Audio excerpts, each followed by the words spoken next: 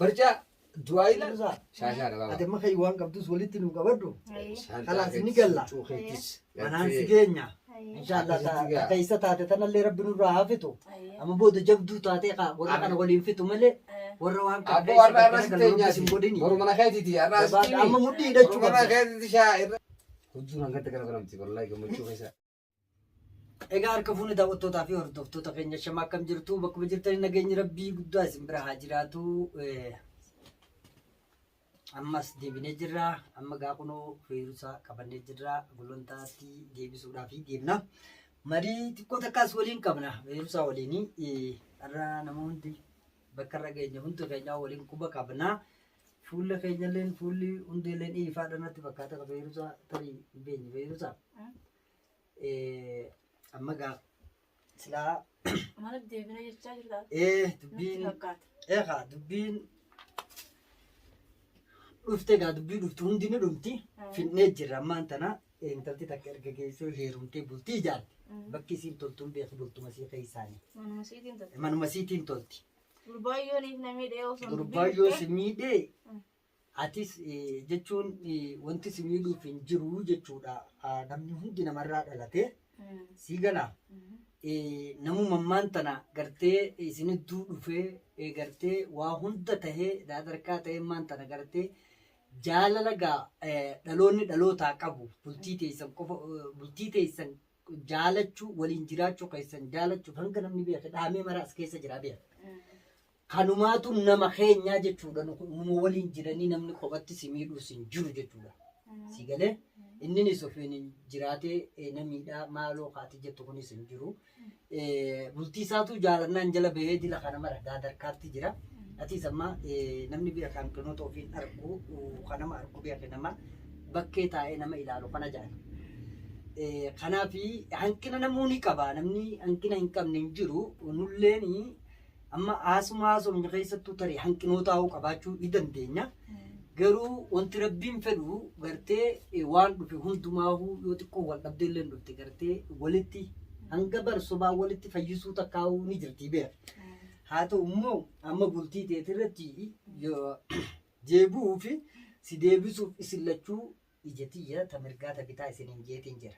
Rakkoon sichi dhufti taatiin maanta akkanas firraa sodaattuuf shakkitu hunduu anis si waliin hin qabaa wanti kophatti rakkoo taatee kana anaannattuuf hin jirtu waa takkallee isin godhu jechuu barbaadeeti. Kanaaf kana hin yaaddahinii isallee dhaloota keenya waa waliin haasonye qabna. Ta akka ammaati haasoytuu tan isa keessatti hin jirtu isarraa hin agarre.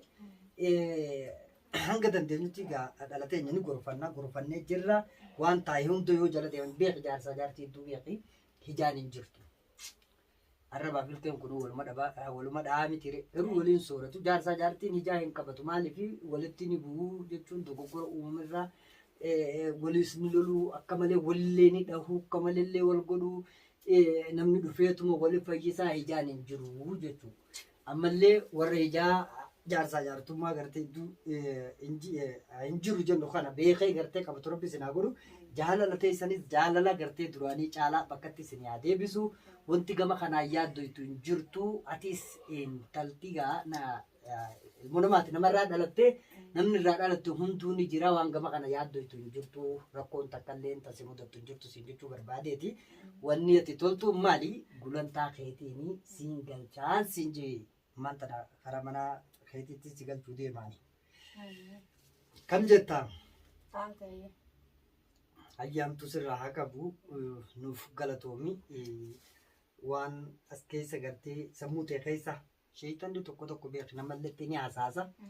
Amma booda dubbii qaammaan tan dhuftee akka ittiin deebine atillee qaruutee talaaglee qabdu tagartee ayaa qabdu tayaaman dhowwaattu si galee tatti himan beektu rabbi si haa godhu hundumaa gartee balaa takkallee sirraa qabu riskii gurguddoo sitti haa kennu wantoota ta'e kanarraayis nama waa baratu gartee nama waa barate amma booda nama barsiisuu danda'u rabbi si haa godhu amma booda waa'ee kee namillee hin haasa'iniin jechuu barbaada. Kanaaf gaarra eebbuma qabdaanii gama kiyyaan gammadeetiin see eebbisutti jira. Mee hundee waan jettu haa. Hundee fi gooftaa qabnaa hundee waan jiru qabaana. amma dhageeffadhu kan taate. Hundee takkayyi. Beerus Hamzee lama jiru. Beerus diyya dhagayga. Amma tawaan isaan si godhanii animmaan si himaa dhagay. Amma nu dubbii gulantaa guddoo irra jirraa beera. Gulantaa keessarra si deebifna atilleen mana qabdaa si galee haadha ilmaaniitii ilmaanillee qabdaa mire bultii teetirra gaafa si deebifne nama dhimma rakkoo gartee si fidee fi kasee ammeessi yoo jiraate sanillee maaliif akkana gootan jeesii gaafachuuf nama si waliin jiru. Har'ammoo hanga dubbiin mana keetti si deebifne mana keetitti gulantaa keetirratti waa hundi xumurre qaama rakkoo qabus yoo jiraate kacha keessatti ati tuyte maaf sababni kun taa'ee an gaafachuu danda'utti amma waa takkallee natti hin kaasin isin jechuu barbaade. Amma gulantaa kee mana keetitti si deebisuu barbaada. Dhimmi san achuma naa qabaati saglii naa qabaadhu weerusaa dur tahii siin jechuu barbaada. Mee hundees wanni tuttuqtuuf hin jirtu amma manguddoo irra jirraa jechuu. Hayyee.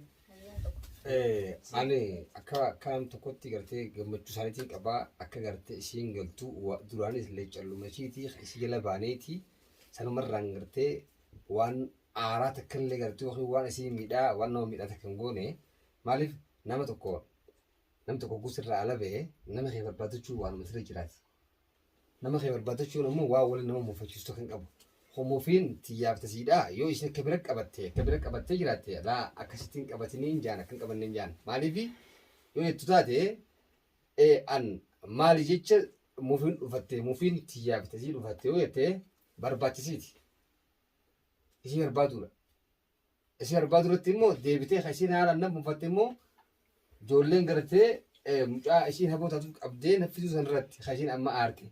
إلى رانت ملال مفيسن كيس أبانة جرا. كيس أبار أما برباني برنيم بيها. يعني إشين قرتي مفي إشين قبضون بان. خنا مو ليش الله إشيك أباي شو دمله قرتي ليش الله إشيك أباي شو سير ديمه سير بادو دمله. واني ميت لا إشيك قلت تكلم كسيتي كأباني كسيتي فرني شو هي بيها. أكن أبي تونغسن. خنا بمو تبوتي ثاني. قا ما شاء الله قادر اتلوك كاو جرات تدبو جرا والد تدبو جروف وان براتي ميلا أرانت توري يردينوف نمني برامان وفين.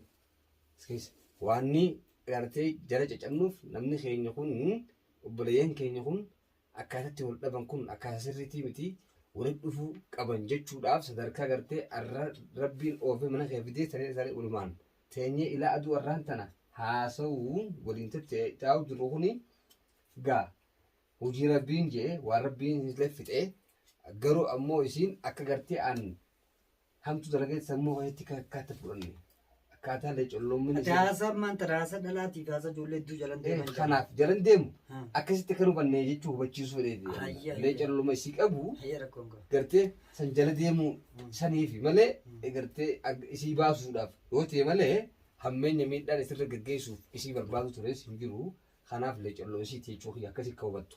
Taphultii isaanii galuu gartee tuttu waamuun tottolfattee qophooyitii gartee ni beektaa.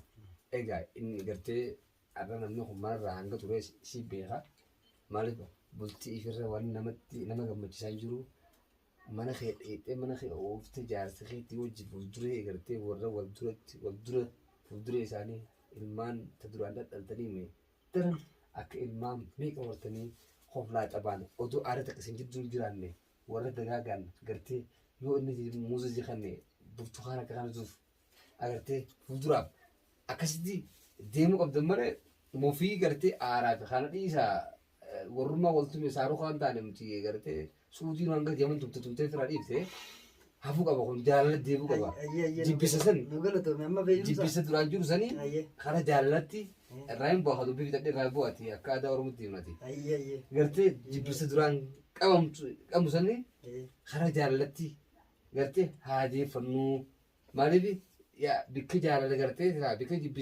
bikki jibbisa gartee oofusan karaa jaalalaa taabuu jaalala'ee amna jaalalaa waa hordofnu rabbi gartee akka gartee gaamistar indiyaa faadhaa nu haa godhu shaarukaan faadha akka salmaan kaan faa nu haa godhu warra jaalaluma gartee jidduu buuti qoxa takka illee fuudhee gartee filimaan gata os garsiisaniiti hogguu ati xiqqisha dabbaramtee fidanii jidduudhaan raagaa si buusanii hangaan akka rabbi nu godhu maaliif gartee gammachuudhaan irra tannaasuusa larallee laal nagaa maal ees maal haa ta'u mangitichi illee jettanii koomentichi marratti isin laalla. Naali mangeedha maqaa kee qabra. Manguutu filoo mangillee yoo ta'e mangi oromoo mangi ni qabdi dinaa taate ayyar gosa boqoneeti waan waliin dhimma manga shaafii yoo taate maal jechaqee addaan nama laa dubbii shaashaadhaa eega manga shaafii maa gammachuu keessa jira eega dubbii shaashaadhaa dubbii faadhaa akkas beeyruusaa shaashaadha baba ati amma kai waan qabdus walitti nu qabadhu Ayi.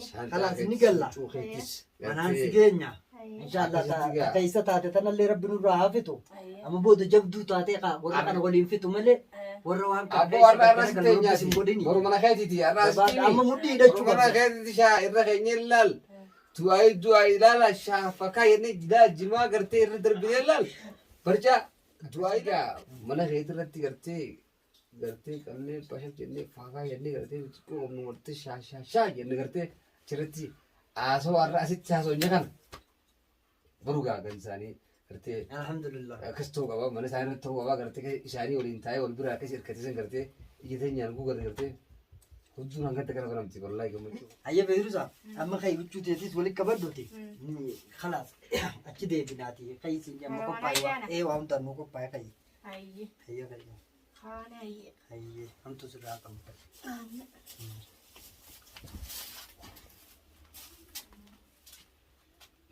Aboo gaa dhufnee jirra gaa yoo muuziqaa feetan gartee mi laalli beeyta anama maal lafa fakkaata beeyta garuu aruuza dabaala keessa siraarra siin keenya